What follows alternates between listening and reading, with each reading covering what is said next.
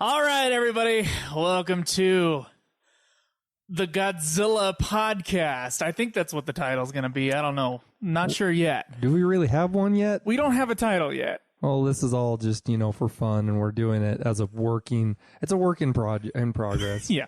I'm sure in the next couple weeks we'll have a website up, and we'll have a feed that you guys can subscribe to on iTunes if you want to. Millions of listeners, of course, is what we're looking for. We're probably going to get like 12. 12 if we're lucky, but we welcome those 12 people. So thank you for listening to our very first episode. We're of course going to do a commentary / podcast. So that means that you can listen to this as a commentary to the Godzilla films, or as just a separate podcast while you're driving around in your car, at work, slacking off, whatever you're doing. Exactly. Having fun. So having fun. I am Joe. And I'm Drew. I am a film student. I'm a Godzilla enthusiast. At Utah Valley University. And of course, Drew, my friend here, is a Godzilla enthusiast. We both grew up watching Godzilla movies. Is that correct? Absolutely love them. Yep. Right. And you may know me from Ultima Final Fantasy, the Ultimate Final Fantasy podcast. And if you don't know what that is, if you're a fan of Final Fantasy, go check that out. All of this is part of our Nude Clan network, and we're going to be putting out a few different podcasts here in the next few months. So I'll give you more information on that when that comes up. Drew, are you ready to watch Godzilla? I'm absolutely ready. I'm ready to hop on board with this because this sounds like fun. Okay, so this is the very first Godzilla movie. We're doing the version that we're playing here is Gojira. The Japanese version is the one that we watch. Yes. We'll be watching and giving our commentary on. Okay, so you guys, we're on the play movie button on the DVD menu, and we're gonna press it in 3, 2. Actually, let's do a theme song. You want to do a theme song? Yeah, absolutely. All right, so we're just going to do the Godzilla theme. You ready for this? And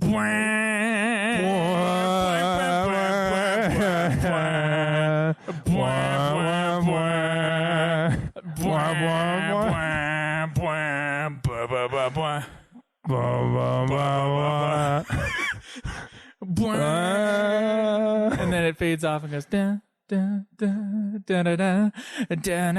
right, let's get. It's very epic. Okay. All right, we're gonna press the play movie button. Iconic.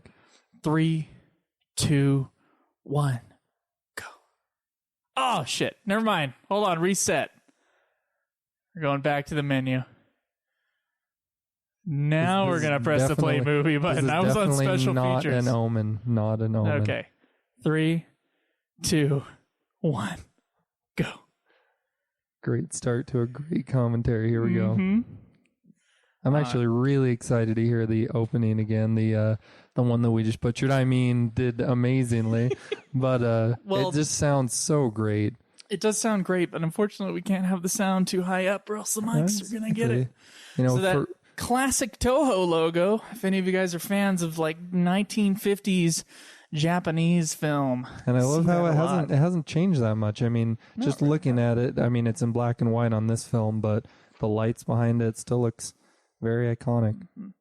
So I think most people are probably not that familiar with this version of Godzilla. The original Godzilla, I mean, when we were kids, I mean, let's say pre-2004, I believe is when the U.S. finally got a hold of the original Godzilla.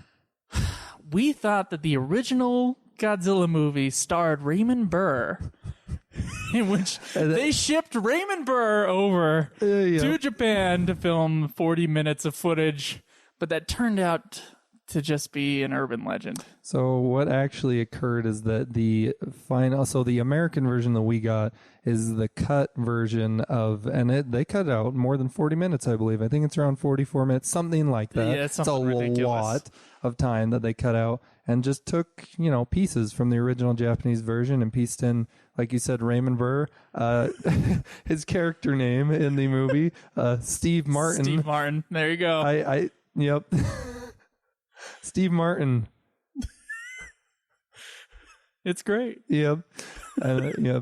You thought it was Jim Carrey, I believe, last week. I was hesitant at mentioning that, but yes, I thought it was Jim Carrey, and it was some well-known American comedic actor, but yeah, and really so way before watching this film, the original one, the ones that I grew up with or thought that, I knew Godzilla as, he's portrayed as kind of a friendly, sort of sometimes anti-hero. He's there to save you, but not really. I don't know. He just comes, fights something, and sort of leaves again. What Godzillas were you first introduced to?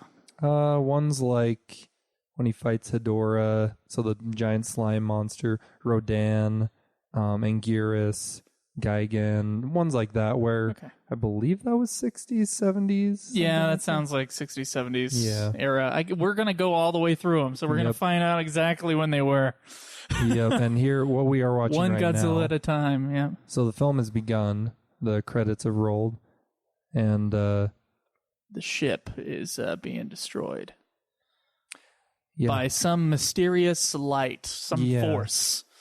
So this part of the film, I believe, when the ship is sunk, is it's inspired by a true event, I guess. There was a ship called Lucky Dragon number 5 that had come in too close to a U.S. nuclear bomb test. Yeah. And apparently the U.S. military had thought that the boat and a island that was nearby they were in the safe zone, but they had miscalculated how big the bomb blast was going to be. They thought the output was going to be 6 megatons. Ended up being more than double that. It was 15 megatons. So I don't know what that is. Horribly miscalculated that, it sounds like, and went on to inspire the beginning of this film. I guess a bunch of people got sick from radiation sickness, and at least one person died. That's what it says on Wikipedia. So there you are. Which we know we can trust.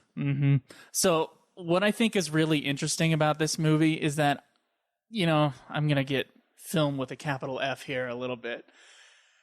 The monster of this movie is simply like this horrible antagonist, but really the later Godzilla movies, Godzilla is the real main character. Yeah, he's the star, but in this movie, as we can see right now, we're being introduced to characters where there's so much more of a human element, a human storyline is what I'm saying.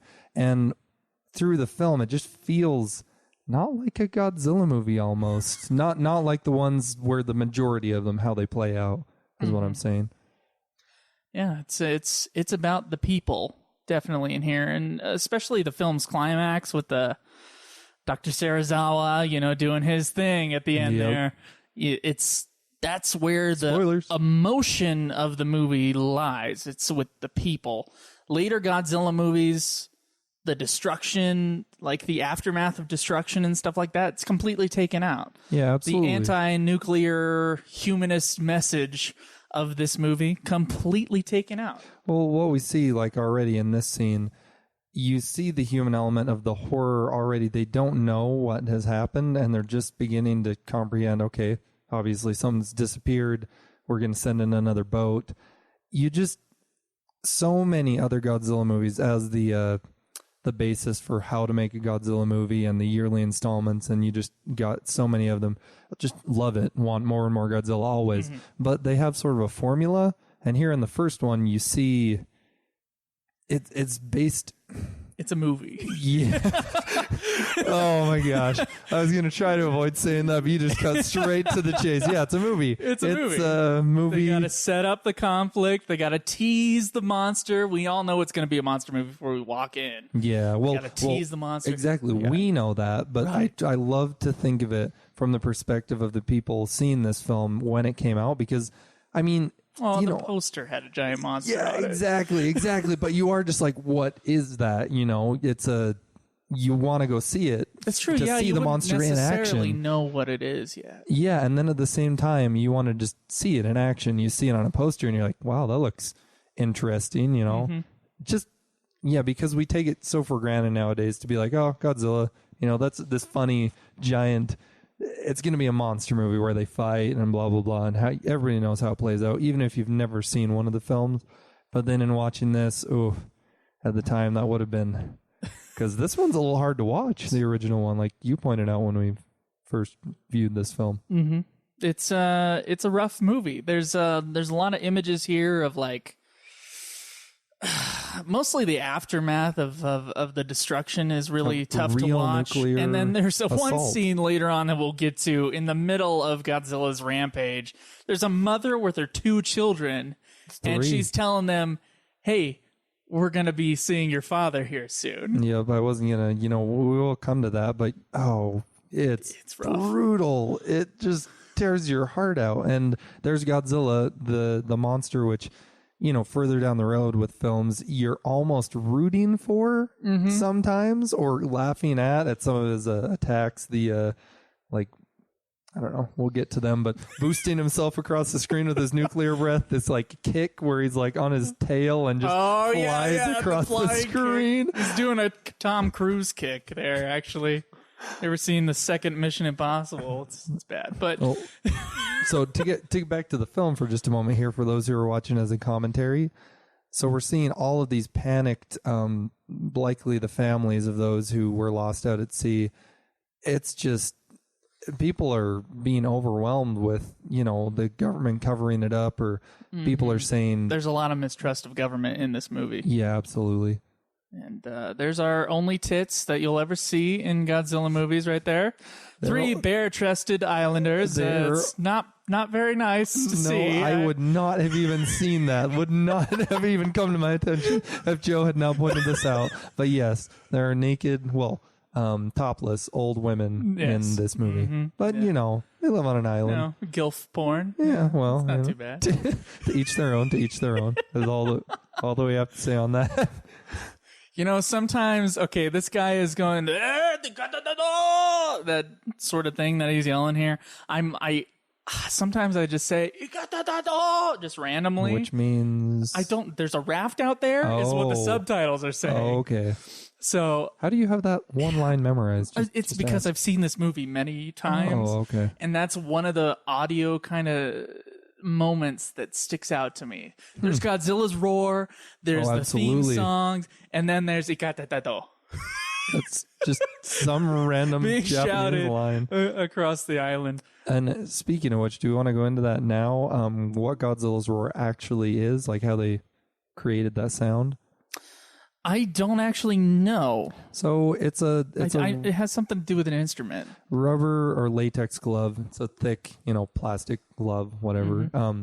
That was rubbed across either a bass or a cello, and they took that noise, and that must have just been a terrible noise to just scrape across it, and that's all that Godzilla's roar is. I mean, it's just like it's got to be messed with a little bit. Oh, absolutely. But that's the bass and the noise. And then you have, when you're thinking of iconic film noises, it's similar to how they made the laser sounds from Star Wars. They took a mic in the middle of a slinky and just dropped the slinky, and those are your lasers in Star Wars. Yeah, absolutely. Huh. And yeah, something so simple. And who would have thought of that? I mean, let's I think the sound guys get creative. Oh, absolutely, absolutely. They're paid to just kind of sit there and make noises and mess with them.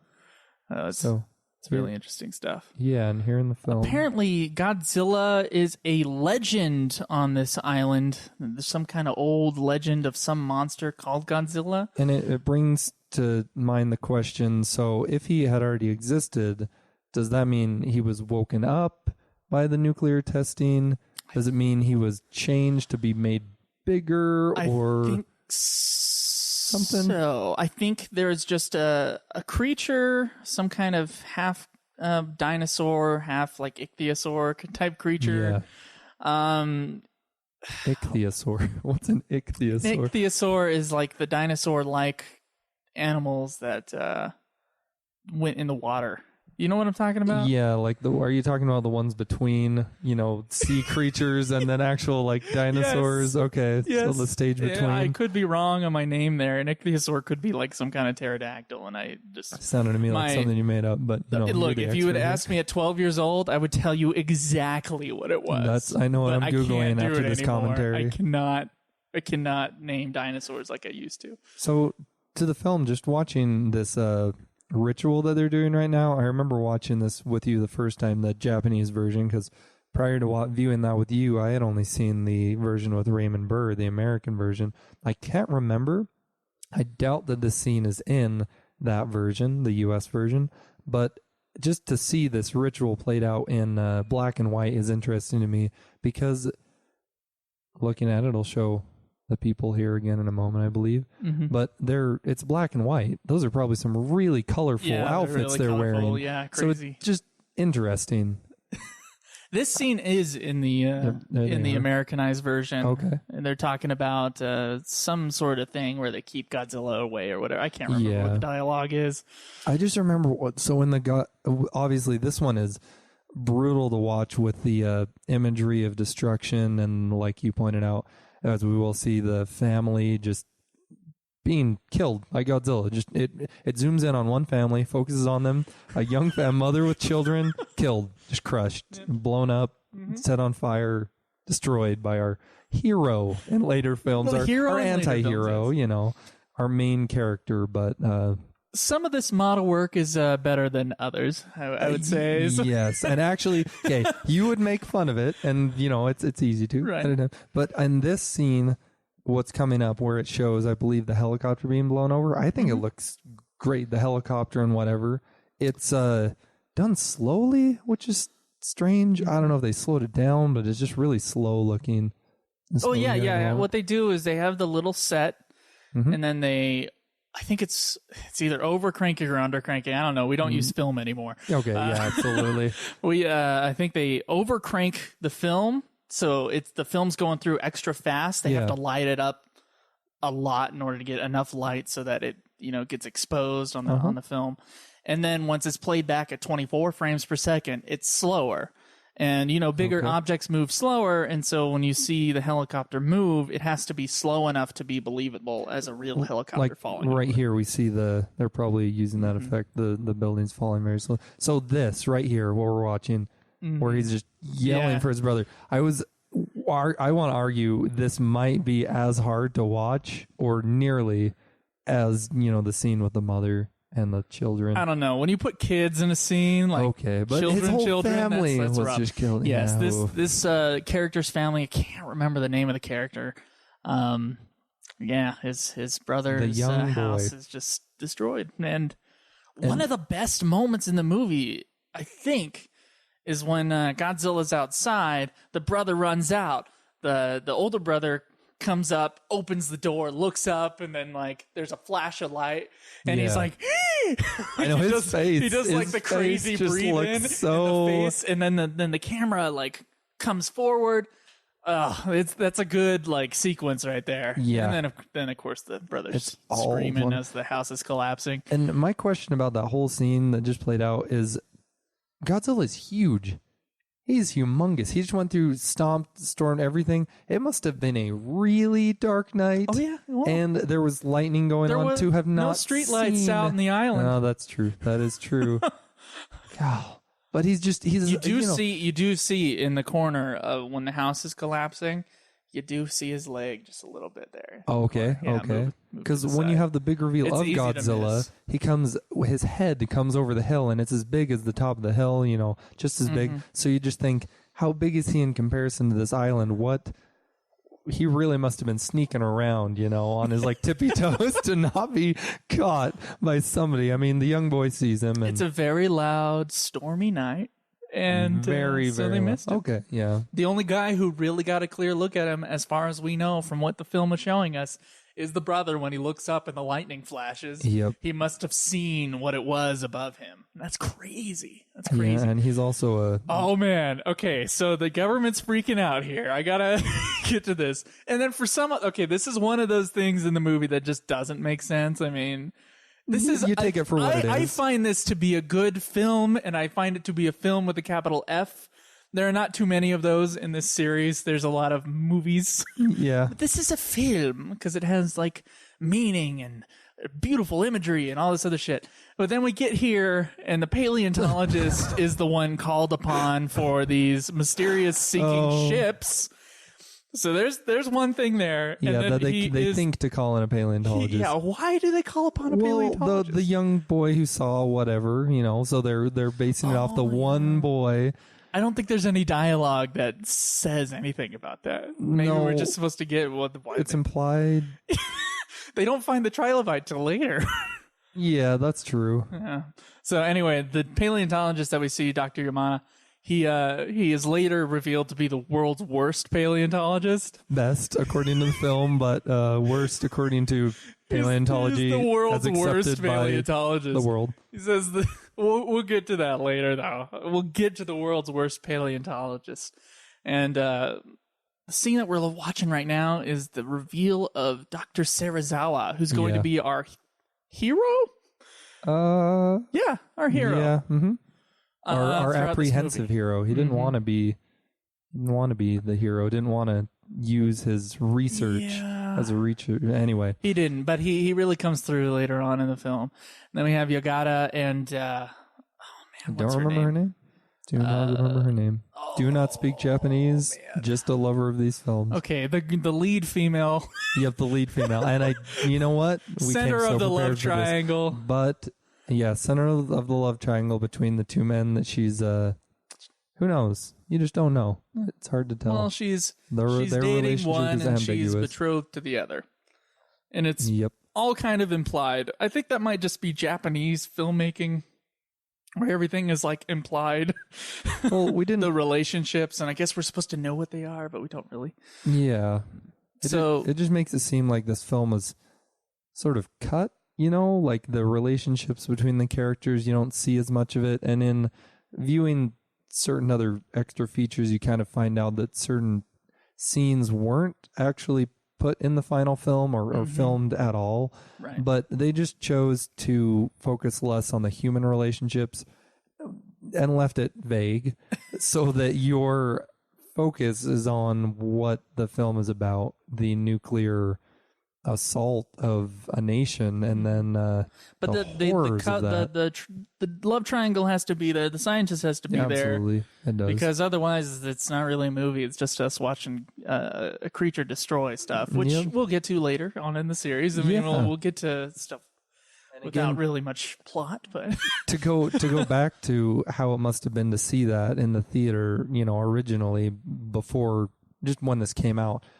That would have been so amazing to see the destruction. I mean, it would have been, as a Japanese audience member, I may have been horrified, but to have I don't it put think it was well received when it was originally released. Well, no, actually it was. It was put up and nominated for basically what equates to a Japanese. That's right. Emmy. No, you're right, actually. And this is the only Godzilla film that ever is going to have come to that.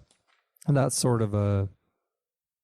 So it was nominated for 2 Japanese Movie Association Awards, one for Best Special Effects and the other for Best Film. So it was well received. It did win Best Special Effects. Okay, but not Best Film. But it lost Best Picture to Akira Kurosawa's Seven Samurai, which is, of course, one of the greatest films ever made. So... Basically, all we can say about that is that it's never going to happen again. A Godzilla film... there's never going to be a plot, a storyline for a Godzilla film. The reason I thought that is because I read this quote earlier today. The reason I thought... Sorry, we'll get back to that, what you're saying here. Yeah, absolutely. The reason I thought it wasn't well received is because Ishiro Honda, which directed this movie, he was said to have lamented in the Tokyo Journal years after this movie was made, was that I guess some critics called it grotesque junk and said it looked like something you'd spit up. He said he felt sorry for his crew because they had worked so hard. Yeah, that's what I was about to say, is something which people put their blood, sweat, and tears into making this film, and then, I mean, any critics will be critics and they'll say what they want, but I mean, this was groundbreaking, the special effects done in this. It won that award, and I mean, especially for Japanese film, I don't really think it's not groundbreaking in terms of like American film with our monster movies, Willis O'Brien and Ray Harryhausen. They were ahead already. Yeah, by like 20 years of special effects. But for the Japanese film industry, after World War II, rebuilding that industry again. This is their first big monster movie, I think, ever in the Japanese film. And you're absolutely correct. Perhaps groundbreaking is the wrong term. It's that what it was made in this film spawns something which, here we go. We're watching currently Godzilla come over the hill. Mm-hmm. His amazing head. His head, which... one of the few times, I believe, that everybody runs towards the monster. And then, of course, the monster pops his head up, and then everybody runs away. Yeah, this could be the only time in any Godzilla film where everybody... Because we don't know what this monster is. And every prior, or every film, Godzilla film after this, you see that... Of course, everybody knows who Godzilla is already, so everybody's going to be running away. There's a Godzilla warning system in most films where they know far before he's going to come ashore to leave. So, well, you'd think. Well, everybody except for the main characters. The main characters have to stay in order to be there for the action. Like a building top. And barely escape, or somehow just are not... all the destruction happens around them, and they're just there. That's great. It brings... it just makes you think how... Oh, there's so much you could say about these amazing films. So the next one in our series is going to be Godzilla Raids Again. Well, we'll watch Godzilla King of the Monsters, I think. Okay. Oh, yes, absolutely. The absolutely Raymond Burr should. recut of this. Because one of the best matte paintings, sorry. Yep. When they're going through the island, they're seeing all these, there's always footprints in the background, and it's kind of, you wouldn't normally spot it unless you're looking for it, and there's just so much artistry in every little frame. Oh, yes. Sorry, go ahead. Well, what I wanted to say, do you want to point out, I know this is your scene. I'll get to this after what I'm about to say, okay. So, when we were talking about how this film is brutal to watch, it would be I would correctly describe how it is to watch this film. It's hard. It's hard viewing. I felt in watching the Raymond Burr one, it's not so much hard to watch as just gloomy. Yeah, it's it is a little down. Even just it's a downer. Oh yeah. The music puts you down. The reason they cut it so much is because it's for the powerful American scenes are still in there, but a lot of the other ones are taken out. It's heavily edited because it was for American audiences. We were the ones that threw those bombs, so you got to take out the anti-nuclear weapon stuff. It's a completely different message that's sent across. You get the same overall... I don't know if you get the same overall viewing experience. You get the same movie, just heavily edited.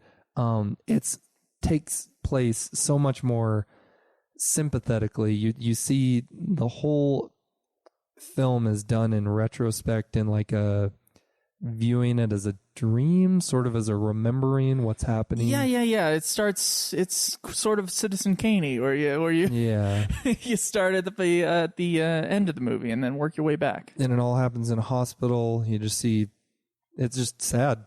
It's just a sad film. It's a gloomy film, but this is violent, and this is still got the gloom, only with more of a direct anti-American, anti-government, anti-nuclear thing going on here.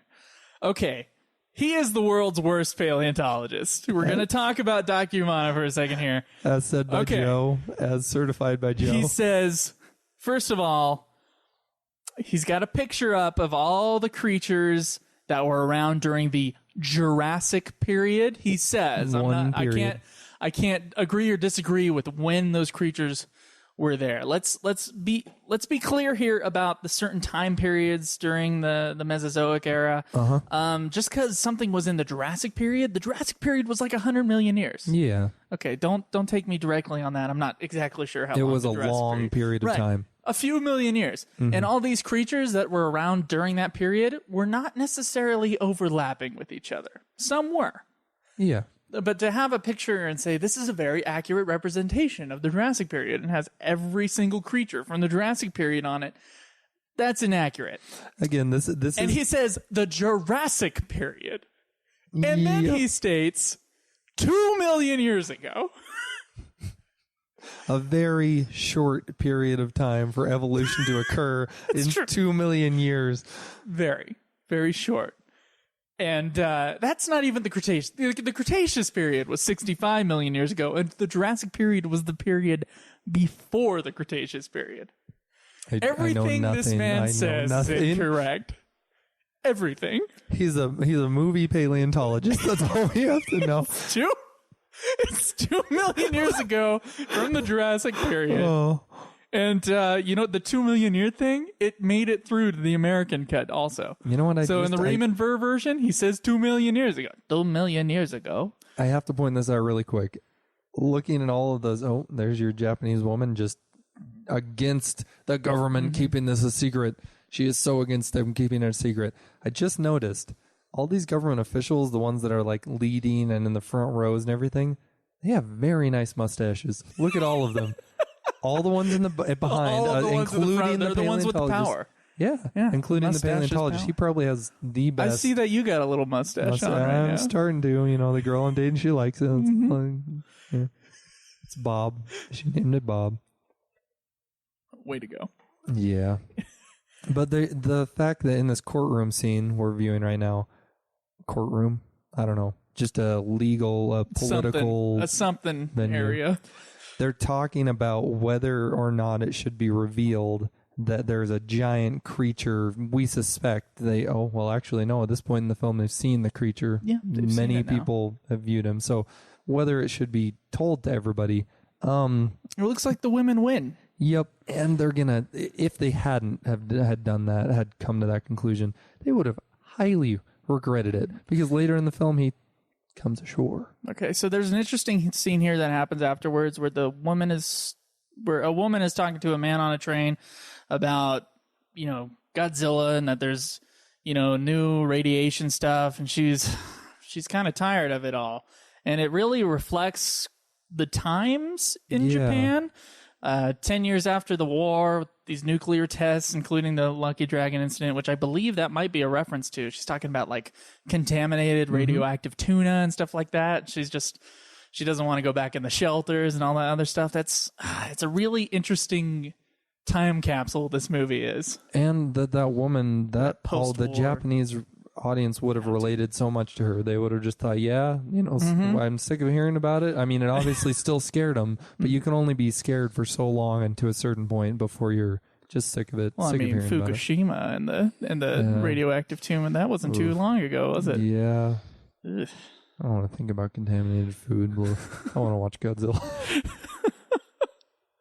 I do think the scene with I think it's interesting because women in Japan are still kind of, I don't know, when you look at Japan, you always think it's like 30 years behind as far as like women and men. And again, this power relationships. This is Joe's politics, opinion, especially. But I would agree. I would agree for the most part. And it's interesting because you don't see it that much in these old. I do watch a lot of old Japanese movies. You don't see it very much, where the women just are in a group together doing the democracy thing. Yeah, which the first time viewing this film, I was somewhat confused when because it sort of just all of a sudden pans to that woman being there, and before that, I don't think it had really shown the whole courtroom or very much. I hadn't noticed that there was that many women congregated in wherever they were having that debriefing, talking about the paleontologist is presenting his evidence. But I was like, oh, there's women in there, and not just there's a lot of them, and she was so against it has to be made public, everybody has to know. Anyway, here's the family. They're viewing. Yeah, this is one of those things. This is one of those plot points that I don't really care for. Confusing. Well, it's not one of the plot points that I don't really care for. It just makes me disrespect or have less respect for the worst paleontologist in the world. Yeah, is that he sees all this footage of them, putting down mines and stuff to make sure that Godzilla doesn't come ashore. It doesn't destroy the military is, trying to stop from Godzilla from ever coming to Tokyo or whatever. And then Dr. Yamana is like, oh, we can't kill Godzilla. Yes, we can. Yes, sorry. we should. Yup. Who argues against that? One lone paleontologist. One lone horrible paleontologist who believes that the Jurassic period was 2 million years ago. Upon notion that you just can't get enough of.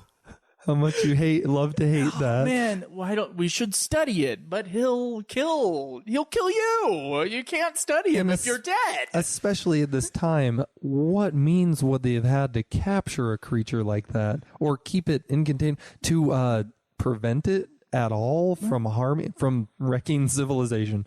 Oh, so we're looking at a party cruise, maybe? Yeah, like a Hawaiian themed party going on here. They're just having a good time, and it's about to be put to an end because Godzilla was probably tickled, just like slightly at like he was probably tickled by the bombs that they threw at him. So he was kind of like, he wants to get tickled again is what I picture in my mind. So he's coming up again and he's like, hey, what's that? Is that? I think that's that woman. It was the woman that was on the train. The same woman that was on the train. Yeah, same woman that was on the train. That's turns around. Cool continuity. Spots Godzilla out in the middle of the water while they're at this, and the party is ruined. Godzilla ruined the party. Oh, that sucks. Gosh, Godzilla. So this is, we don't really get to see too many glimpses of him. I can't remember if he goes straight to the city or if there's just a tease here. It is Looks like tease. there's just a tease. So they spotted Godzilla, and then the next day, the paleontologist, of course, is back at it again. back at it. Back at spreading not false. Well, everybody just accepts it as truth. Yeah, everybody just accepts him as the expert, and it's like there are no other paleontologists that existed in Japan to correct him. So if there were, they didn't speak up, at least. Why would you not kill the creature? I guess, you know what? He hasn't destroyed the city yet. Yeah. So maybe and he's only that shown up on an island, which, I mean, yes, he destroyed the island he killed people, but there was also a terrible storm going on at the time, so it's left to vague, what destroyed what, who destroyed who. You're just like, oh, he just maybe sort of wrecked some stuff.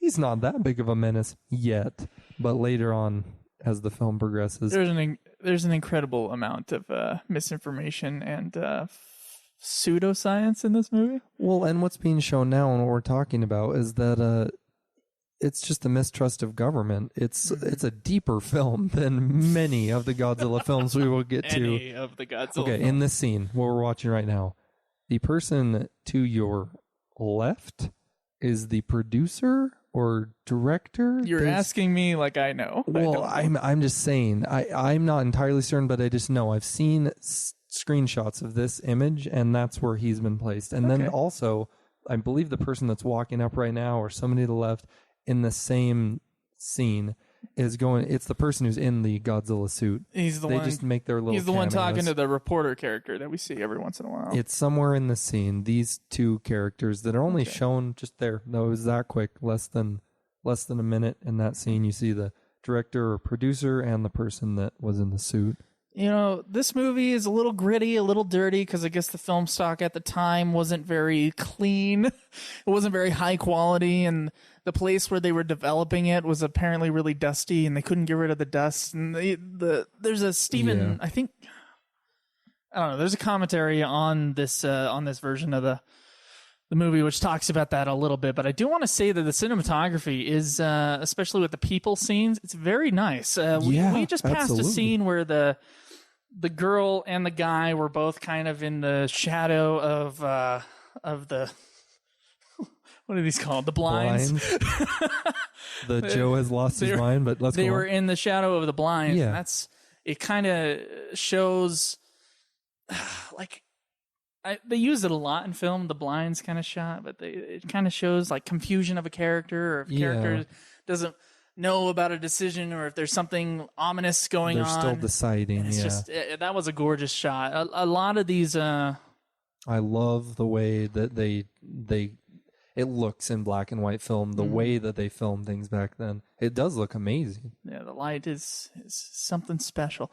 There are some shots of Godzilla later on where he's like he's standing over the city and he's backlit. Menacing. Yeah, and looks great. There's like, it's a really dusty, dirty type of shot, and it just the way the light is shining through, it just Yeah, if anything can be powerful. taken from this podcast commentary, it's that our excitement for watching these films. I wish that I can't really describe where exactly all this excitement for me personally comes from, because there's so much that I take away from these Godzilla films, and people just think it to be a, monster movies. It should be simple, and it is. Yeah. But I love them.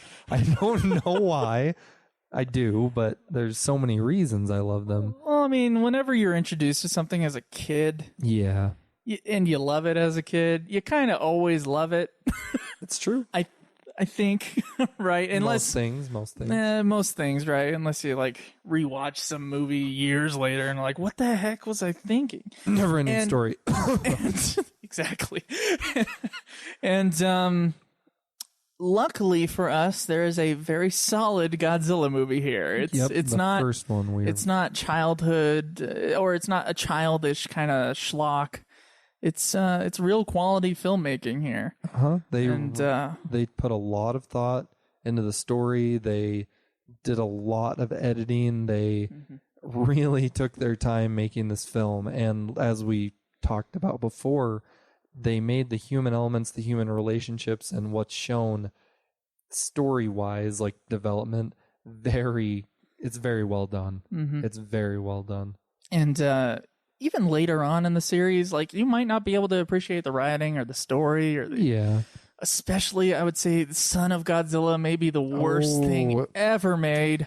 Any of the ones with but you can Godzilla's at least son in it. appreciate like the craftsmanship to the special effects. That, and at the very least, and that people still went and saw those films. They were popular enough that they kept making them. And as much as we are ragging on them, or not so much ragging on them, but pointing out their flaws of all the films post this original Godzilla, we still love them. Yeah. There's something about them that you just like. It's not just the campiness. That's definitely one part of our love for them, but there's so many factors that go into our love for these. So I remember you watching this a couple weeks ago and just having trouble through the beginning of the movie where they're like, what is this thing that's happening? And it's sort of, it's just going from one scene to the next where they're just trying to figure out what's happening. And it's very bureaucratic and it's kind of slow. Slow build up.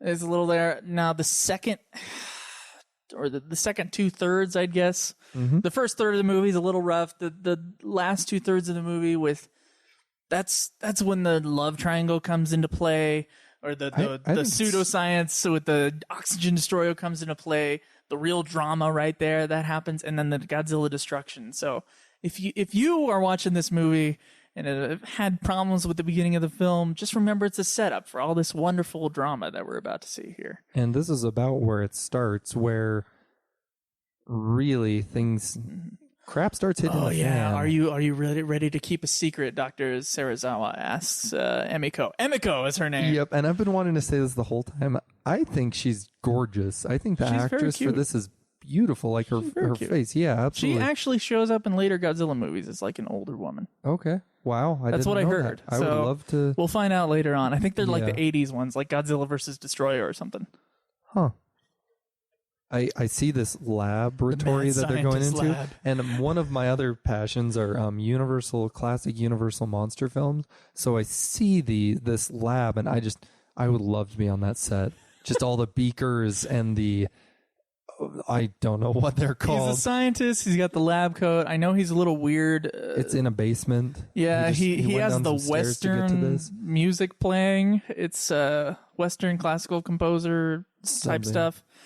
That's apparently really weird for him to do. Okay. She's looking confused. So a wonderful mad scientist, but he's not really like crazy like we see. No, absolutely not. He's just other mad scientist stuff. You can tell in his presence and the way he holds himself in every scene. He's very doesn't know how to feel with what he's come across in his research. He's scared of it. he understands it fully more than any other character and has kept it a secret, but he's terrified at what he's found. Do you think the pet shop owners get really sick of him having to buy new fish? He lives in Japan. I would assume that he's all over the place fishing. They're just like, this one guy that lives alone. He buys a lot of fish. This dude must be eating a lot of fish. I just think that just for the horror effect. Oh, her eyes here. Whoa, that scream. Scream. Well, the setup, and then, oh man, it's so great.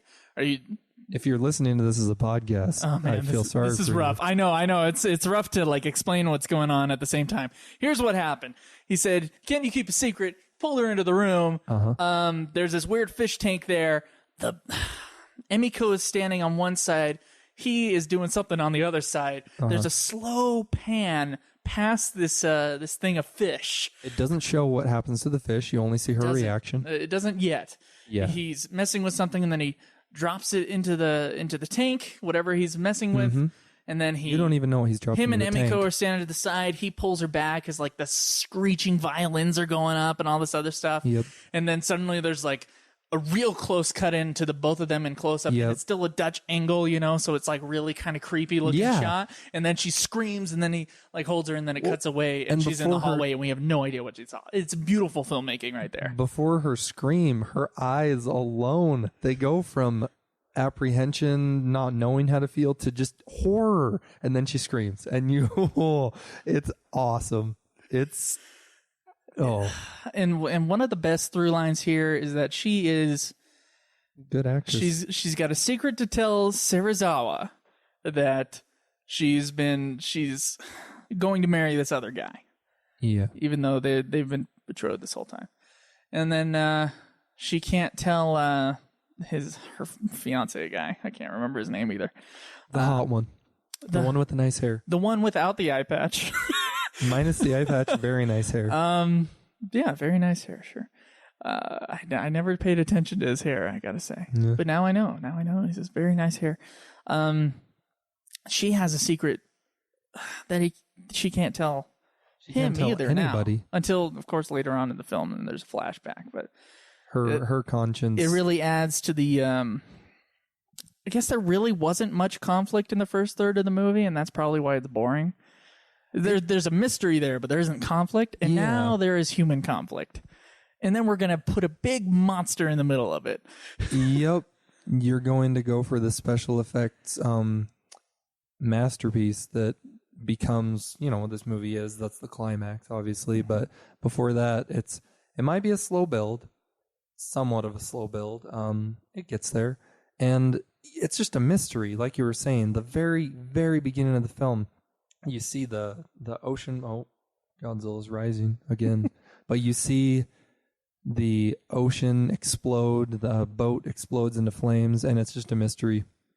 I love that they have the build-up the way they do. And just prior to viewing this and recording this commentary, we had the thought, actually, that's how they did it in the reboot, the legendary films. Yeah. That's the Gareth Edwards version. Mm-hmm. Mm-hmm. Yeah, the new reboot of Godzilla. He does the with very Bryan slow Cranston. rebuild. Unfortunately for Gareth Edwards, a lot of people were taken aback because they all know who Godzilla is. Yeah. And we're watching that movie and we're trying to where's Godzilla? Where is he? And being a huge Godzilla fan, I love the film. I loved it too. I may have known what Godzilla was, who he was, obviously, but in the build-up, I just wanted to be impressed. I wanted to be blown away by what I was seeing, and I was, for the most part. When he was finally shown, the build-up was worth the wait, because it's the suspense that makes the monster what it is. Because if he'd been shown the whole time, you start taking for granted, then it starts getting boring. You just keep seeing it, and you don't, even in a film, being shown what you are, the audience member gets detached from what they're seeing. Because here, finally, Godzilla's coming ashore to mainland, Japan, where there's businesses, there's the train, which, again, looking at this right now, it's what they did in the reboot, except I believe it was Hawaii, where, the main character, his son, or whatever, they're on the train, and then Godzilla is shown. for just a little bit, and he fights the flying creature. They use kind of the same thing with Godzilla and the same thing with Jaws, both this original Godzilla and with Jaws, of course, 1970s. The monsters. They don't have good enough special effects. This is the reason why they did it back in the day. Okay. They don't have good enough special effects to keep showing the shark. I'm glad they don't. And so they don't show the shark till an hour into the movie, and when they do show the shark, it's very quick. Until the climax of the movie in which you get to see the whole shark. This movie does a slow build-up as sort of a mystery, and then Godzilla comes in and destroys everything. Speaking of which, yes, but Godzilla has a train in its mouth. The Gareth Edwards thing, I think what's so genius about that is that it didn't do... It wasn't Godzilla versus Mothra where you see Godzilla in 5 minutes. No, yeah. It had the mystery build-up, and it had, the building of the characters so that you care. Yeah, at all. And then Godzilla comes in late into the game. And some people find that disappointing. I found it actually, I think it made the movie more engaging. Because I can't... I couldn't agree more. Because if we, like those 10 minutes of the new Godzilla with him, ripping apart the other creatures or whatever, it wouldn't have been as satisfactory if there had been tons of destruction before that. That, and exactly what you come to see is a whole film, and to just have... It's almost why people rip apart Michael Bay films nowadays, to get off on somewhat of a tangent, but just really quick. All it is action. Yes, we want that, but it has to be peppered with... The action has to be peppered in my opinion. Otherwise, you're just leave feeling like, wow, what did I just watch? We failed to mention Godzilla came ashore for the first time. Yep. And the military was shooting at him, as they always do now. Yeah. Bullets Isn't it hilarious? Do something to Godzilla, apparently. They piss him off a little bit, it looks like. I wonder if he even notices them. If he even feels...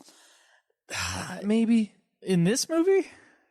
Not really. Yeah. Not really. He doesn't even get, later on when he's shocked by the giant electric fence that they put up in a day. Maybe that awakens that awakens his nuclear breath powers. He's like, well, I guess he does get pissed off enough at the electric shock therapy that he is electric. He will then, he has some sort of grudge against what they're doing here. But yeah, the military is just ignored. And what's funny is the other Godzilla movies, as sequels to this movie, why does the military just keep pissing him off? They just shoot at him and nothing happens. And then there's always scenes later on in the 60s and 70s Godzilla movies where they're like, we have a special missile. And this special missile will this will actually kill him. And of course it never does. The most that it can do is, I don't know, we have to feel as humans like we have some sort of involvement, some sort of way to affect our own destiny, because what Godzilla is, what he represents, not as just a character, but as a force in these films, is destruction. That's it. He will come and be unstoppable. But it doesn't matter, even if we knew as human beings that he's going to be completely unstoppable, we're going to do something. Here it's shown that we do a lot. We probably... Oh, wow. I mean, so just watching what we were watching in the film right now, it's actual footage of military caravans, jeeps, personnel, ambulances. Just models. Yeah, that's all that we see. But here it's several minutes of watching actual tanks and actual... I mean, it's repeated. It's shown over. You see the scratches in the film are extra in these sections. That's because they were blowing up a different film size in order to get it to fit in this movie. So this movie was filmed in 35 millimeter, which is the standard film size. Standard film size for making movies? For making movies, yes. And all the military stuff that they were just showing was shot in 16 millimeter. It's a much smaller film size. So there are some movies shot in half 16. that. Have you ever seen the original Evil Dead? That's shot in 16 millimeter. Really? Usually I really love the low Evil budget Dead movies series. are shot in 16, but they just don't have the same quality as 35. Well, because the original Evil Dead, I don't know if the final version is what was a college project, but what the film was, the original Evil Dead, was just a college film. At least, yeah, it wasn't they got anything $500,000 to put it together. Yeah, then maybe what we were watching is what became of that college project. But yeah, wow. Anyway, so you can definitely see the difference in those two shots. But I guess if you're watching this with the flicker and in a real theater, I maybe wouldn't notice it as much. that and it's spliced in so well you can maybe tell a slight difference. But. There's an earlier scene. What we just saw was a little bit cleaner, but the earlier military scene in which they're throwing the laying bombs stuff into down in the ocean. Yeah. That's a little bit scratchier. We also saw the infamous jump cut from the scene when the father comes back home. Emiko stands up, and then she stands up again, and that's always been there, and I have no idea why. I don't know. I just noticed that. I hadn't seen that the first time. Wasn't paying close enough kind attention. of a bad editing mistake, I want to say, or maybe it was just left over and they kept it for the DVD. I have no idea. Oh, the film wasn't long enough. They Idiot needed that extra scientist. 2 seconds. Played by one of the greatest Japanese actors of all time. He's actually the lead in Seven Samurai. So he had 2 movies that were nominated for Oh wow, for that special award in Japan. it's a good year for him. It was a very good year for him. He's in a lot of movies in the 50s. I think he's one of the biggest Japanese actors ever. I can't remember his name. Good looking actor and good actor, in spite of you bragging on his paleontology skills as his authority as a paleontologist. He commands the screen. He's a good character, good actor. Yeah, but his character's an idiot. Just in every single way. Overall, an idiot. Yep. Joe's opinion once again. 2 million year old dinosaur, and let's not forget that he is okay with all the destruction this dinosaur's. All this destruction Godzilla is wreaking upon the people, killing people, destroying. This is a huge billions of yen worth of infrastructure, and he's okay with it. He just wants to study it. That's all he wants to do. Why can't he study it while it's dead? Well, yeah. Of course, later on we only see a skeleton and then it dissolves. Which brings the question, and we will get to the film. I have not viewed it as of yet, ever. But the second Godzilla film, Godzilla Raids Again, is he a resurrected Godzilla? Is it an alternate timeline? Did that just not happen? If you had trouble keeping your eyes open during this movie... Well, I was tired that day. You've never... Godzilla Raids Again? Oh man. It's I'm rough. excited. Dude, it's like 40 minutes of some dude just like looking over at this island while he's sitting in his airplane with voiceover. It's bad. Great. It's bad. Well, then I wonder...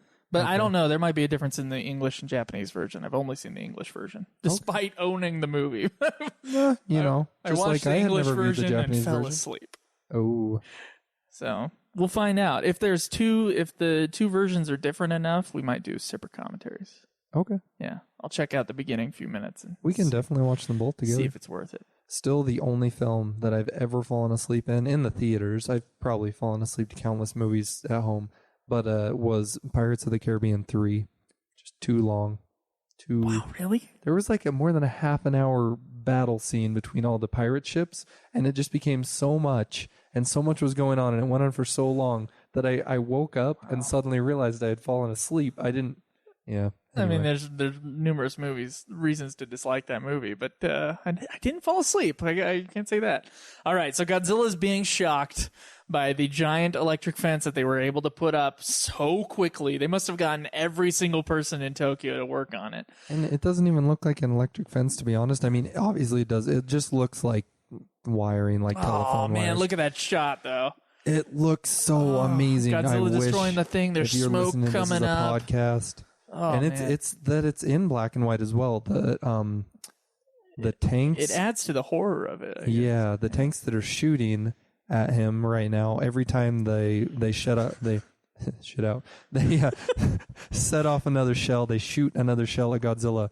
They light up around them. It looks great. Godzilla's using his nuclear breath for the first time. Yeah. Oh, and it looks great. Even in the very first film, it still looks great. So he shoots his breath upon the other electric stuff. Yeah, the parts of the fence, and just melts. And it melts it. And it's such a beautiful effect. Because guess what they did? They had wax electrical fence stuff. They made it out of wax, and then they apparently like painted it in some way, and then they shot like a hair dryer on it. Yeah. So it would heat up, and then it would like melt over, and it would shine. Fantastic. It would shine, and then the crop, just the image there, all the everything on fire, and Godzilla's like his arm comes into the scene. We were just prior to recording this commentary, we were watching how they made the suit, and so in viewing how Godzilla's moving, it makes you feel so terrible for that actor. The actor that was in a suit that could get up to 130 degrees. Yeah, around over 200 pounds. They could only film him for a few minutes at a time. He could only move in a straight line. Sometimes he would trip. Some of these, probably what we're seeing in half of these scenes, where it only shows Godzilla's bottom half and him destroying things, or just the way that the shots made up. If you're only seeing Godzilla's bottom half, what they were using was the first suit, the prototype suit, so to say, that they created. They made it so well to fit the original design of Godzilla that they didn't think of practicality wasn't even a thought or a notion. Care about the person in the suit. They didn't think of it moving, and so it was what it sounded like. Is basically just a giant Godzilla statue that you could fit a person in, because he tried to move, and it was so inflexible that he couldn't move. Right. They said the joints were inflexible, and also the latex that the suit was made out of didn't move. Was, I guess, a cheap brand of latex. Well, the latex was hard to come by in Japan at the time. It solidified when it dried instead of being malleable. It hardened so much that the actor couldn't move. You feel terrible for the actor that was in that suit. And it said actors in the commentary, but I believe there was a main actor. It makes more sense when you're watching this giant monster go through these, miniatures of the town. It looks amazing just to see the miniatures. But the way he flails his arms at the shoulders, but doesn't really move the arms, and it's because he couldn't. There's so much inflexibility in the suit.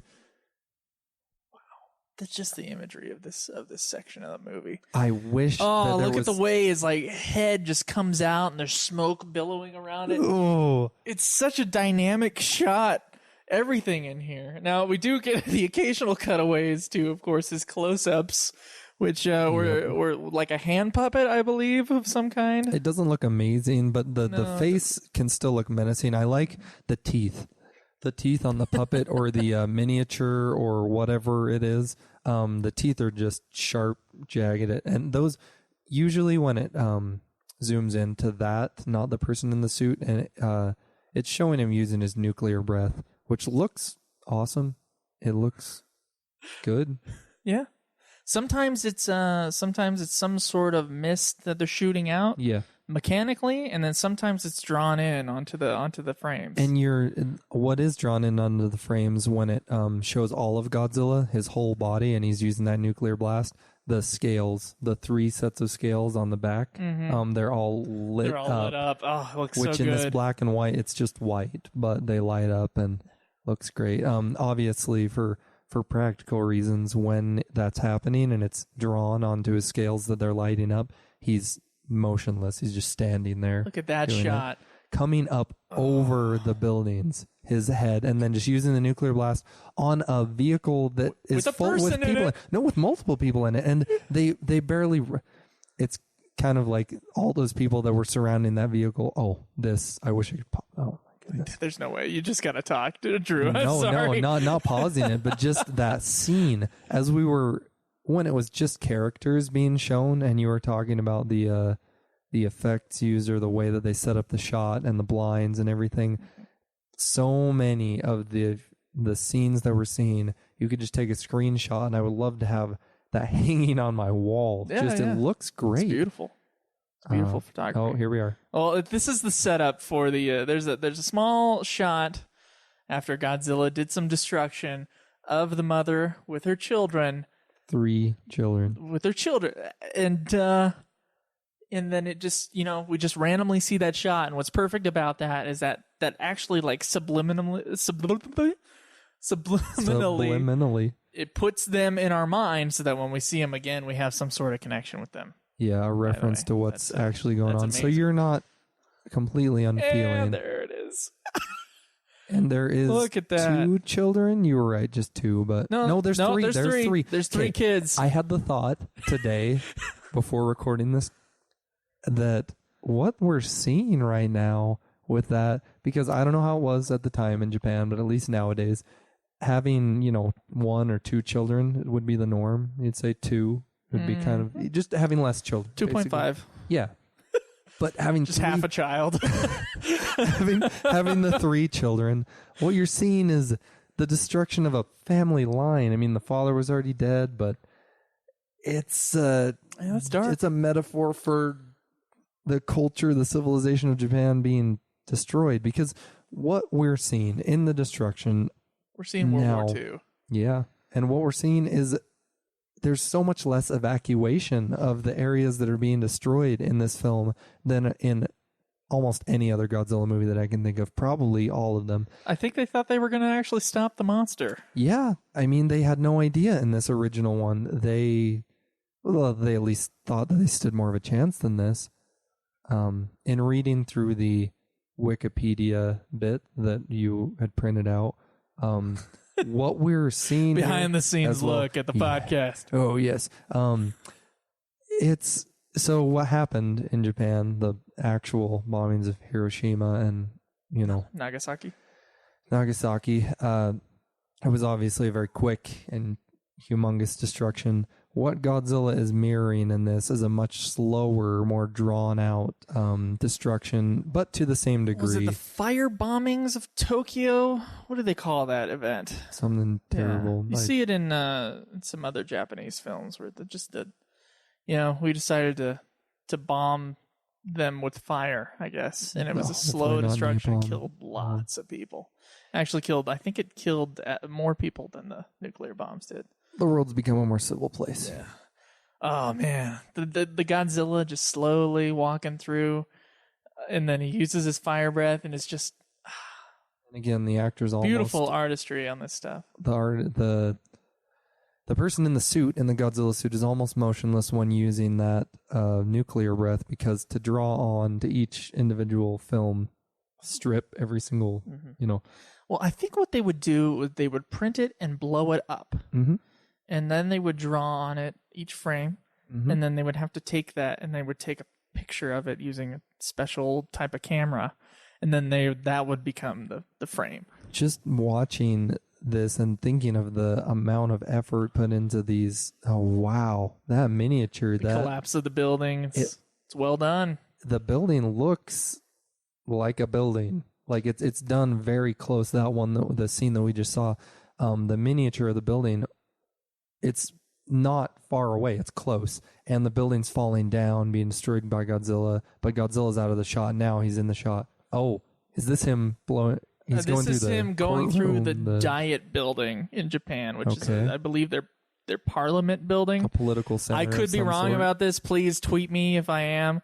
And there was someone saying that it was just a big sign that the director was really anti-government.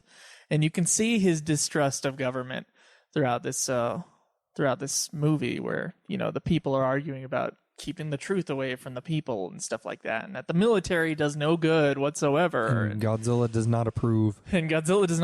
And here, oh man, this is a good scene we should talk about in a second. Yep. I was about to call him Isao Takahata, which is a different Japanese filmmaker. But Ishiro Honda, what was it? He wanted to put Godzilla as nature and then the people as the bad guys. This is a really bad way of describing this. So, nuclear blast creates Godzilla. Yes. Humanity creates Godzilla. And Godzilla is nature getting back at humanity.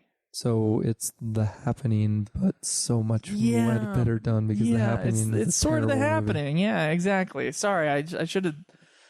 I can't speak, obviously. I'm a podcaster, and this is an issue here. we're beginning our Godzilla podcast. Yeah, beginning the Godzilla podcast. Oh, man. What we were wanting to talk about as well before... Okay, what had happened is there were these newscasters filming on a tower as Godzilla's coming towards them. Mm-hmm. Oh my goodness. They stay there till the very last moment. They keep broadcasting as Godzilla's biting the tower.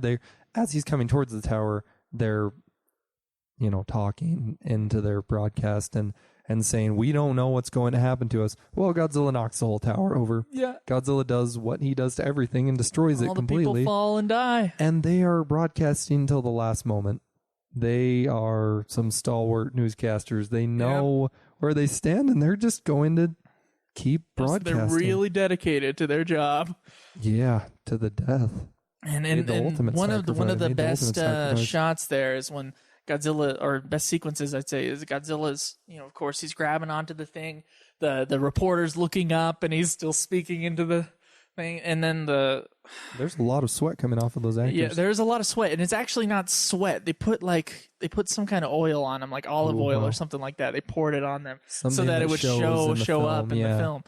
And and then the tower falls, and then we get like this POV shot, very unusual for this movie. Yeah, that spins and then goes to the ground, and it's just it's a crazy zany shot. Yeah, it's a pretty cool shot. You can feel from their perspective them falling into their deaths. Mm-hmm. Wow, after fulfilling their duty.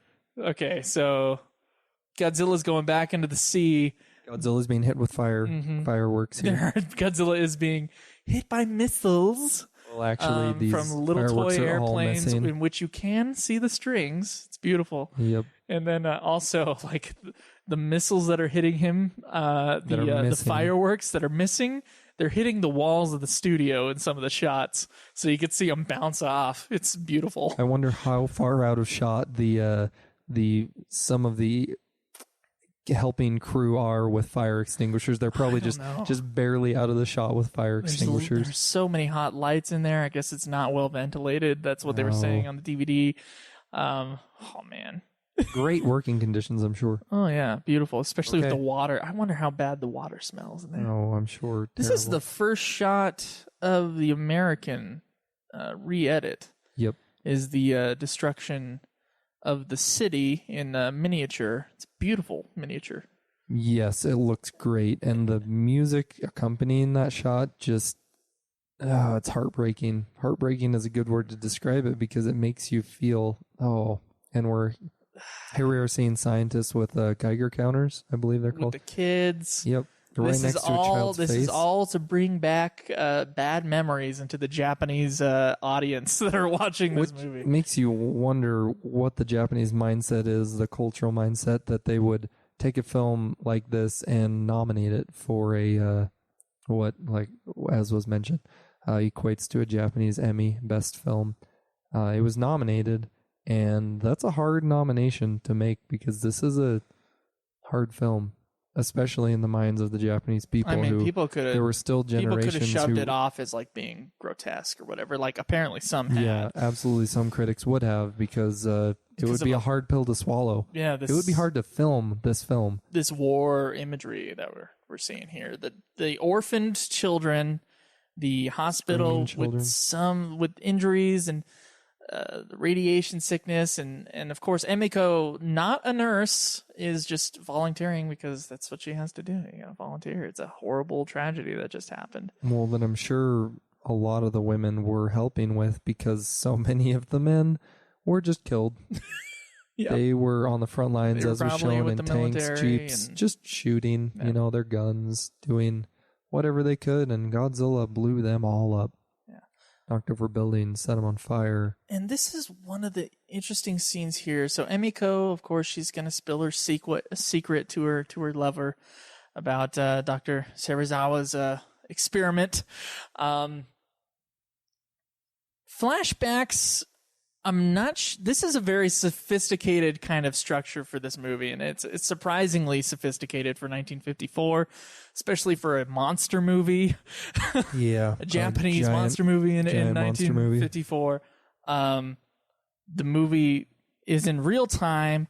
They have the scene where she keeps the secret, and then later on, when she reveals the secret, she doesn't just reveal the secret, because they cut away from it earlier. Yeah, that's what's happening right now. And then we have to see it in flashback. And now it's very sophisticated. That's what I'm trying to say. Now what is shown is what happened to those fish. What was placed in the tank with the fish, because when it first shows this, you aren't shown what was dropped into the it's like a metal ball, like a marble. Yeah, marble. Still don't know what it is. I remember watching the American version, because it shows those fish turn to just bones, and I was younger when I watched this. I don't know, maybe junior high school, something like that. But I watched it alone. I just thought, oof, yeesh, that's a powerful whatever he just put in there. I'm not sure how they did that, honestly. My question is, how come bones remain? Well, the bones remain, and then they disappear also. Oh, okay. So that's it's true. like so the bones. It's a process. Yeah, it's a process of like slowly deteriorating the creature. And what's interesting later on is when they actually kill Godzilla. Godzilla rises to the surface with his skin on, and then flops back into the water, and then everything disappears. Ooh. So I guess like kills him before, and then it slowly melting destroys him as he's coming up. Ooh. I think it's just something where they were like, "Oh, this looks cool." So, and also, I believe in this scene that we're watching right now, Serizawa, is that his name? Yeah. Okay. He's explaining that just the fraction of a bit, like a small amount, marble-sized, small marble that he's putting into just the tank. He says that that's enough to take out Tokyo Bay or like a portion of it. Yeah. The amount that he uses later on is huge. Yeah. It's as big as his head. It's going to work. Oh, I bet the fish industry was just like, they were not well off for a while. Yeah. Well, that also just, that you mentioned that. Same within the very first scene and on the island, the inspiration for that being the actual event occurring where the U.S. set that off. Mm-hmm. A lot of people's concerns were the fish, the irradiated fish. People live off that. That's their sustenance. That's what the Japanese people eat. A lot of fish. Yeah, and that it being contaminated. People were gonna die or get very sick and die, vomit, diarrhea, just die. Yeah. And it was from a miscalculated nuclear blast test. Yeah, just a test. They just wanted to test it, and it ended up being more than double what they intended. Have we talked about his eye patch? We have not talked about his eye patch. So eye patch, I would say it's probably to differentiate him from the other lover. Yeah, because they look so similar. They're both very good-looking Japanese gentlemen. Yugata, I think is his name. Yeah, we'll find out, I'm sure. Anyway, so Serizawa's eye patch, you can see there's like a burn on the side of his face. The idea, I believe, is that he was a soldier in World War II, and that's where that happened. Okay. So everything in this movie is like reminiscent of the war and nuclear power. Oh, it's really like in deep. Well, then, and just thinking about that. And they don't even mention it. It's just there. Yeah, it's all and we just implied. assume that he got it from the war. Only after multiple viewings of this movie do you catch on more and more references towards it, because they're so subtle. I wish that I could understand Japanese to speak it, to see how closely they skirt around that subject, in the actual version. Yeah, They never kiss. The two leads never kiss. They're very close right now. They don't really do that too much in Japanese movies at all. That I've noticed is that the lovers don't really kiss too often on screen. Yeah, there doesn't need to be, but I guess not. It's something that we just It was something they did at the end of Pacific Rim, where the two oh yeah, they don't kiss. They just kind of hug, and you're expecting a kiss, and then at the end of the movie, you're like, I guess they didn't have to kiss, did they? That's actually one of the things, because I love that film, as hokey, cheesy, amazing as it was. I know I loved it. I watched it in IMAX and was like, yes. Oh, lucky. But yeah, that at the end of that film, I just thought it did it justice. Did a good job. Okay. What a horrible thing she did was tell him about the oxygen destroyer. And he still denies it before she says, I told him the truth. Yep. Oxygen destroyer, such a cool name. Oxygen destroyer. We're not it's racist also called at all. that in Japanese. It's not racist. No, I'm not kidding. It's not right. It's two white guys doing the. Listen, man, I passed Japanese in college. I pat your back. Okay, actually, I failed it once. Okay, all right. I took Japanese at UVU. I went down to Snow College for a year, took Japanese again and got an A, and then took Japanese 2 and got an A minus. So when I am saying my Japanese, there's a little bit behind that. It's not. I'm not trying to be racist or whatever. So when I say oxygen destroyer, that's because that's how they're gonna say it. Your credentials are much more than mine, and that just quickly on the way here, what I was listening to was awesome. I love it when they talk like that. Me too. On the way here, listening to Behemoth, a Norwegian. Well, actually, I don't know where they're from, but black metal band. In my mind, I always say black metal. Exactly how the Norwegian people would say it. Satan. You watched the same documentary I did. I remember. Yeah. The heavy metal history or whatever. Yep. There's so many of them. But anyway, back to the film. All right. So, this very interesting shot. Run here. to the. Okay. Oh, they're in the basement fighting. They're fighting over his oxygen destroyer plans. Then the camera pans over to the fish again in the tank. I believe you hear the violence. You hear a hit, some sort of a smack, and then you see the shows aftermath Serizawa of the looking violence. down. Yeah, the fact that it doesn't show the human struggle, it's just interesting. They don't show the human violence. This movie is a very violent movie, especially for 1954. Absolutely. And they refuse to show the two people fighting. They only show Godzilla destroying stuff. They don't show the people fighting. That's interesting. But that Serizawa, as he's looking at his wounded head, the other male lead's wounded head, he is visibly shaken. His lower lips. Is he shaken because he did violence to another human being? Well, that he's finally realizing what he's afraid of what he is. He's afraid of what he knows. And here comes the very interesting way to film.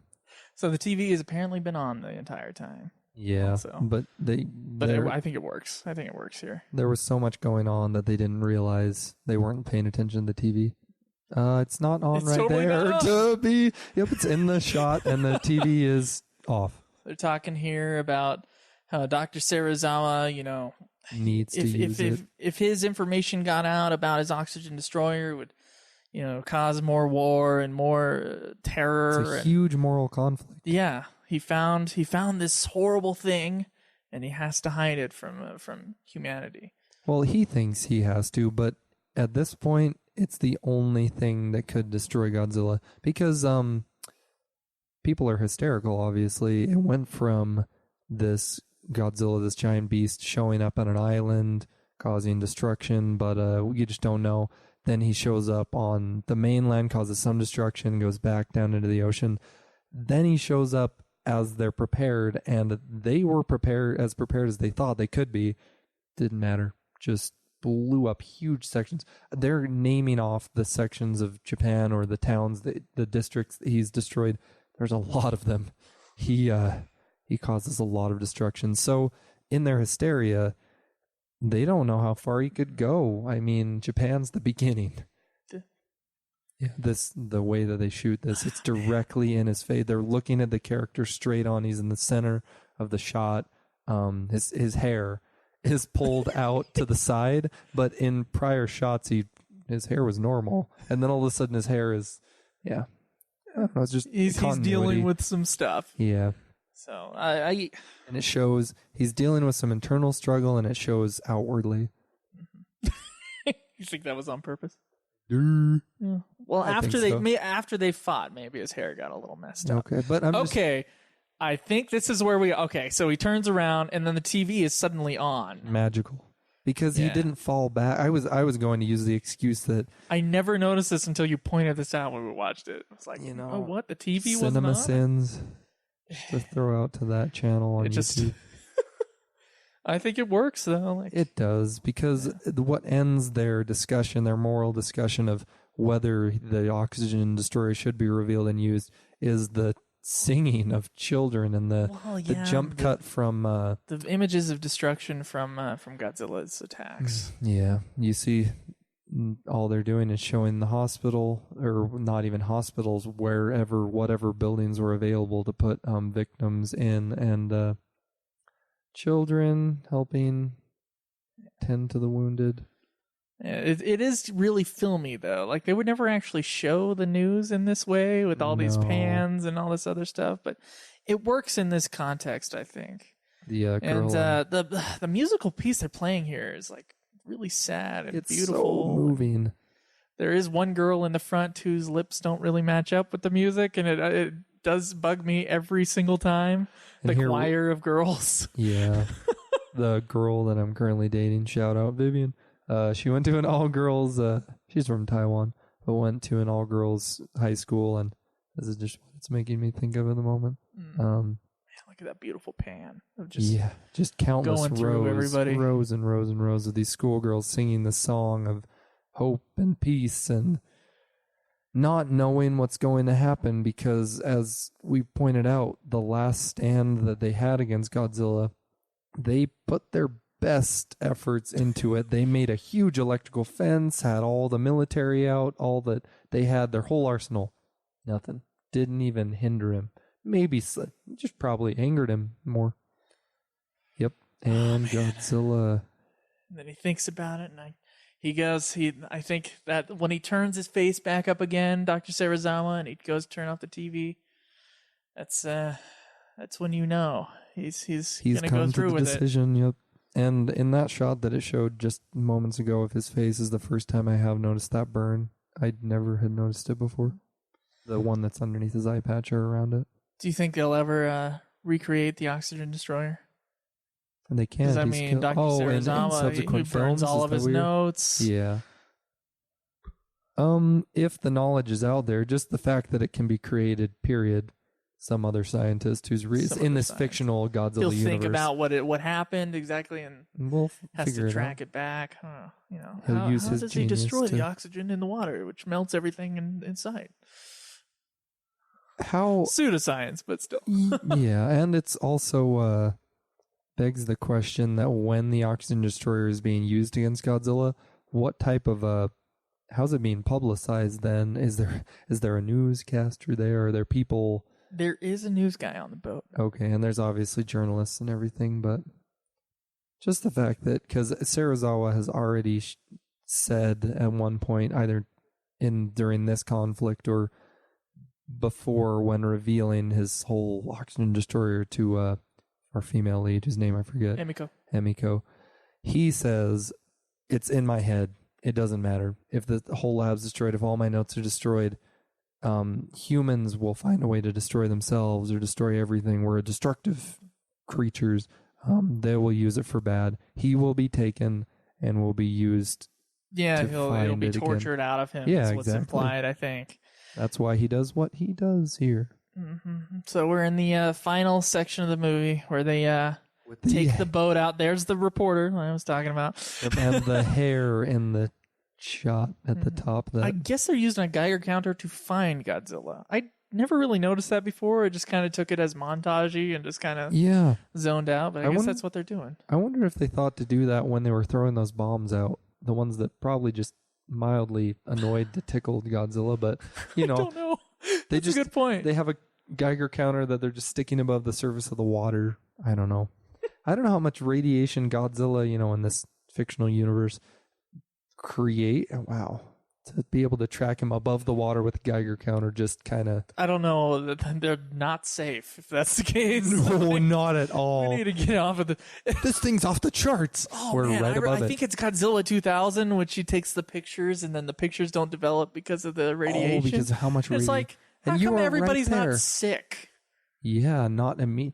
Wow. It's like the cancer rates must be disgusting. That and how much... If he's radiating that much radiation, radioactive emission, wouldn't the ground around him be scorched, the plant life and everything just set on fire? I don't know.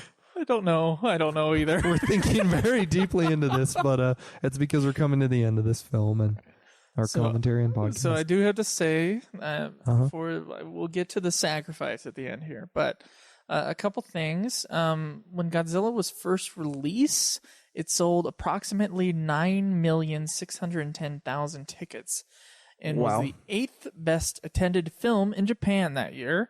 And it remains the second most attended Godzilla film in Japan, behind King Kong versus Godzilla. I can't wait till we get to that movie. That one's the third one, I think. Really? So it'll be our fourth commentary.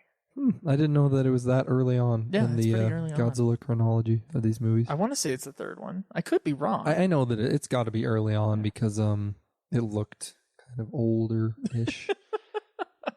I think it might be the first color Godzilla film. Really? No, that sounds right. I think you're right. Don't quote me on that. We'll find out. Yep. I will not put out a commentary unless it is in the correct order. Yes. So next will be 1956's Godzilla King of the Monster.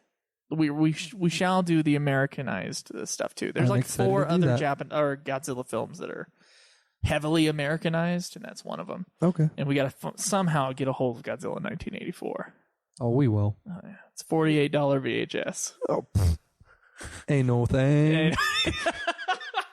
Chump change. 48 bucks for an obsolete, nearly obsolete and viewing I'd experience. have to borrow a VHS player from my parents unless you got one. My parents have one that we can just get. Okay. That's fine. I might just buy one. I don't know. There's I think Godzilla vs. Mechagodzilla is also like a really expensive DVD and is cheaper on VHS. I have Godzilla vs. Mechagodzilla. We'll be fine.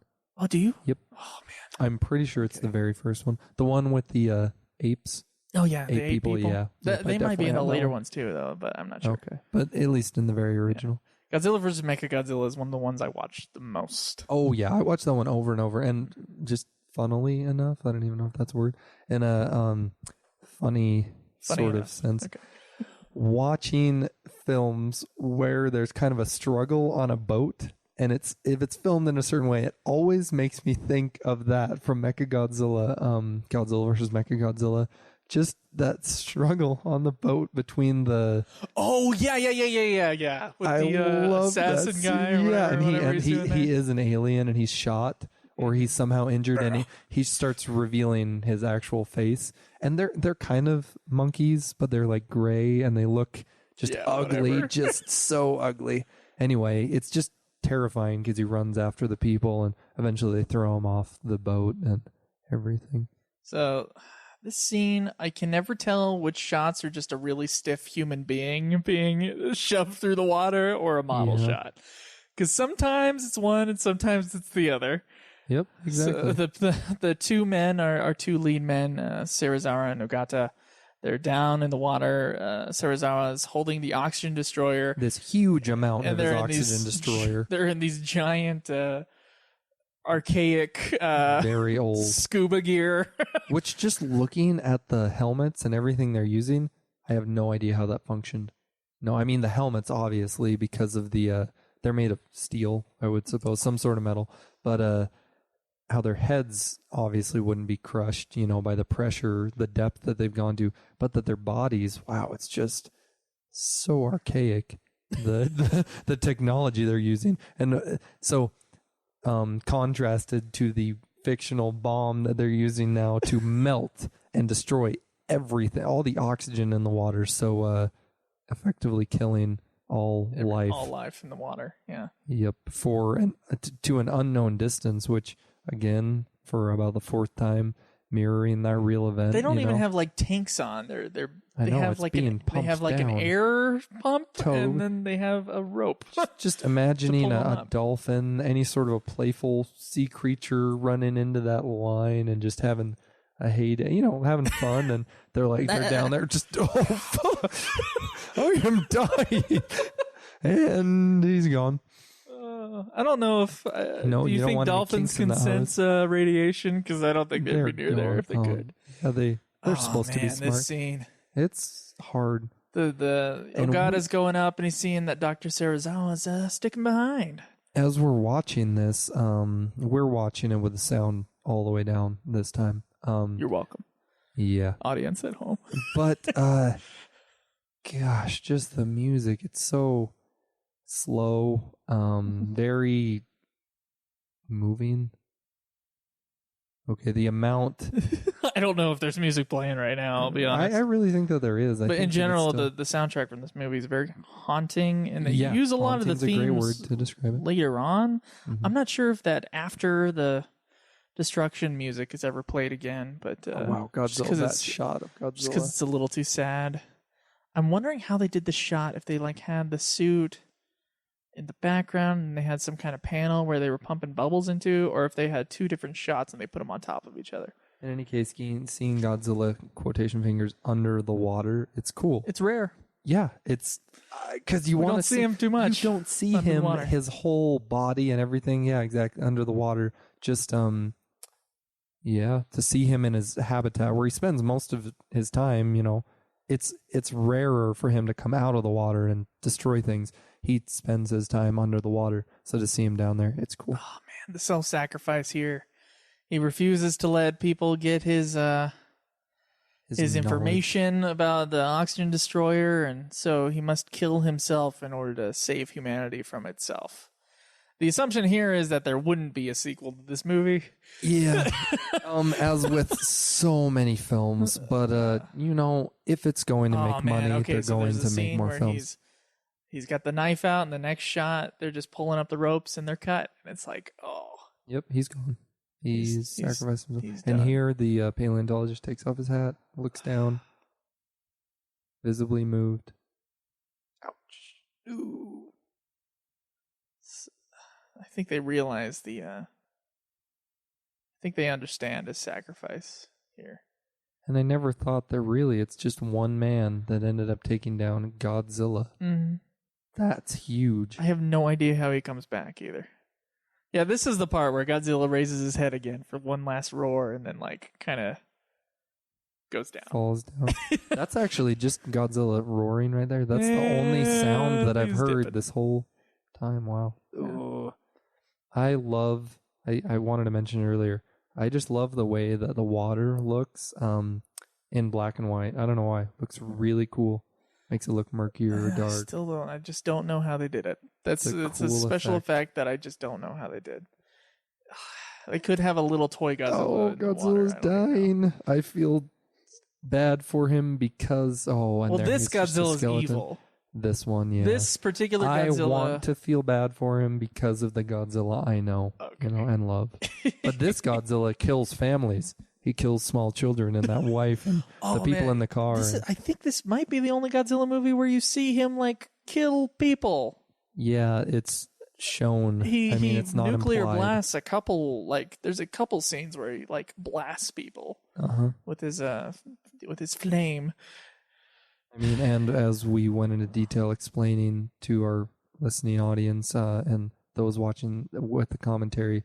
It's a bad movie cry. Sorry, go ahead. It is. The tower with those broadcasters, that was shown in its entirety. They were killed. Undeniably just killed by Godzilla. He, with malicious intent, went up against this. He singled out this tower and took his time killing it. He didn't just kind of hit it with his tail or blast it. He bit the tower and knocked it over with his arms. All right, here we go. I can't believe that Godzilla was the only surviving member of its species, says the worst paleontologist in the world. And then he knows. Then you see the other guy looking over his shoulder. But if we keep on conducting nuclear tests, it's possible that another Godzilla might appear. Dun dun dun dun dun dun dun dun dun dun. Oh man, look at the expression on this reporter's face behind the scientist as he's saying that, and then he just kind of shrugs off. It's a nod, sort of a maybe there's gonna be more. Maybe. If this film does well, and it did. Wow, they didn't know what kind of legacy this would have. Everybody takes off their hat in salute to Dr. Serizawa, who of course saved the day and just wanted everybody else to be happy. It's kind of a sad figure, isn't he? He just lives alone in his basement doing his experiments. Doesn't really have that much connection. The girl that he's in love with and betrothed to, she's with someone else. His one connection to the world. He's so selfless about that Yeah. stuff. And then, Well, of course, that was the movie a ends. life that he chose. He had to choose anyway. That was the end. That was the whole film. I That was watched the whole it. movie. Hopefully you watch it. Hopefully you watch it with our commentary. Mm-hmm. We appreciate anyone who does. Yep. This untitled so far Godzilla podcast. We'll get a title soon. As soon as the show is up, we'll have a title. All right. So I do have to tell you guys that this will not be a regular release schedule. This is all based upon when me and Drew can meet to watch the movie, and then later when me and Drew can meet to do a commentary on the thing. We will try to be like every other week or at least once a month. We'll try to do that. I would love to do 2 a month, but we'll have to see. But I can't promise it'll be weekly. Now, if you listen to my other show, UltimateFinalFantasy.com, that is weekly. We do put out episodes like constantly. So you know that I'm good for it. You know that there will be episodes. This will not be one of those podcasts that will die. If Drew leaves me, I will continue to do the podcast. I will never leave you, Joe. Please don't leave me. We've been friends for long enough. I'm not leaving. All right. So it is all based on our schedule. But if you want to find out more, we'll get a website for Godzilla. Listen to future episodes for whatever our website will be titled. I think we're going to get GodzillaPodcast.com. Okay. I think it's available, and I think we'll have it. That would be awesome. But if not, it'll be something else, and listen to future episodes.